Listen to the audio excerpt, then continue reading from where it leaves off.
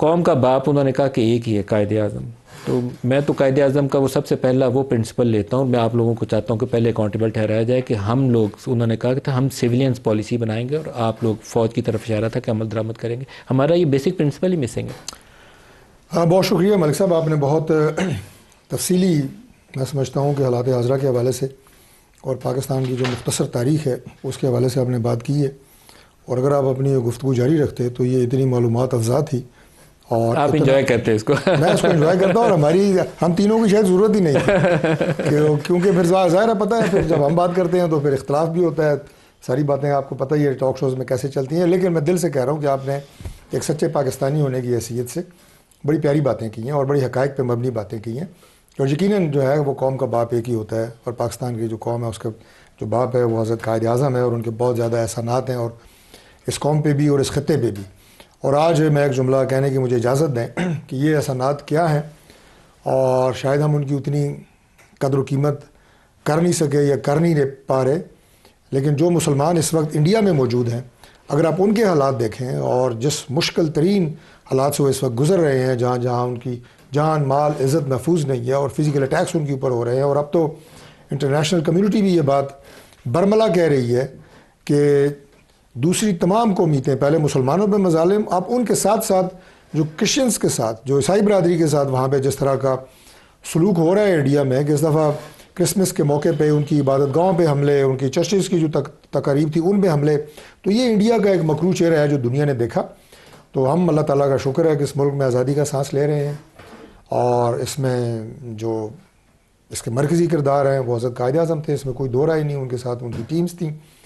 بہرحال آگے چلتے ہیں. جو بات آپ نے کی ہے, دیکھ ملک صاحب, سیاسی جماعتیں پاکستان بننے سے لے کے آج تک اگر یہ اپنی سپیس خود ختم کریں گی تو پھر کسی نہ کسی کو یہ سپیس لینا پڑے گی, اور وہ سپیس لی جاتی ہے, کیونکہ سپیس خالی کبھی بھی نہیں رہتی. ملک جو ہے اس کی انٹرنل اینڈ ایکسٹرنل سیکیورٹی, داخلی خارجی جو سلامتی ہے, جو سٹیبلٹی ہے, یہ سب جو ہیں یہ پاکستان میں بہت ساری قوتیں دیکھ رہی ہوتی ہیں. سیاسی جماعتیں اگر بے جا سینگ پھنسائیں گی اور اپنی ذمہ داریوں کو ادا نہیں کریں گی تو یقیناً ان قوتوں کو پھر موقع ملتا ہے کہ وہ اپنا کردار ادا کریں, اور اس ملک کی کسی کو اختلاف ہو یا نہ ہو, لیکن یہ گراؤنڈ ریالٹی ہے اور یہ ہمیشہ سے رہی ہے, پھر وہ اپنا رول ادا کرتی ہیں. وہ بعض اوقات کوئی ایسا غیر آئینی اقدامات جو مارشل آرٹس کی شکل میں ہوئے وہ بھی ہم نے دیکھے, میں سمجھتا ہوں کہ انہیں بھی کوئی اپریشیٹ نہیں کر سکتا. لیکن پاکستان کے اندر آج ہم کوئی بھی بات ہوگی اٹھا کے, یہ اسٹیبلشمنٹ نے یہ کر دیا, اسٹیبلشمنٹ نے وہ کر دیا. اسٹیبلشمنٹ نے آج تک پچھلے 40 50 60 سال میں سیاسی جماعتوں کو کبھی پاکستان میں تعلیمی نظام کو بہتر کرنے سے روکا ہے, کبھی صحت کے نظام کو بہتر کرنے سے روکا ہے, کبھی انفراسٹرکچر سڑکیں ٹھیک کرنے سے روکا ہے, اور کئی کام ہیں کسی نے نہیں روکا. لیکن وہ بھی ہم آپس کی لڑائیاں, آپس میں کمپٹیشن, ایک دوسرے کو نیچا دکھانا, اور اس چکر میں ہم اپنے عوام کو وہ سہولیات بھی نہیں دے سکے جو ان کا بنیادی حق تھا. میں پاکستان کے تمام صوبوں کی بات کر رہا ہوں, اور ہم ہمیشہ یہ بات کرتے ہیں کہ ایک ہیلدی کمپٹیشن ہونا چاہیے. مثال کے طور پہ آج اگر پنجاب میں ایک اچھا کام ہو رہا ہے تو باقی صوبوں کو چاہیے کہ وہ اس اچھے کام کو فالو کریں, اور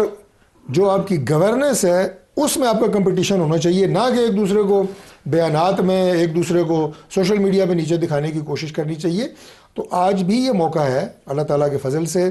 پاکستان, بس یہ آخری بات میں کر رہا ہوں, پاکستان کو ایک ایسا موقع ملا ہے خاص طور پہ مارکہ حق کے بعد کہ آپ کو انٹرنیشنل کمیونٹی میں ایک ستائش ملی ہے, ایک اپریشیشن ملی ہے, ریکگنیشن ملی ہے, آپ کو ایک نئی شناخت ملی ہے. لوگوں کو پتہ لگا ہے کہ آپ جو ہیں وہ ایک مضبوط قوم ہے, مضبوط ملک ہے, زبردست آپ کے پاس جو ہے ایک آرگنائزڈ فوج ہے جو ملک کے لیے ایکسٹرنلی انٹرنلی کام کر رہی ہے. تو میں سمجھتا ہوں کہ آج اپنے جو لوپ ہولز ہیں, جو سسٹم کے اندر خرابیاں موجود ہیں, اور وہ سامنے وہ دیوار کے اوپر لکھی ہوئی ہیں, اس کے لیے کوئی پی ایچ ڈی ہونا جو ہے وہ سیاسیات میں ضروری نہیں ہے. مل بیٹھ کے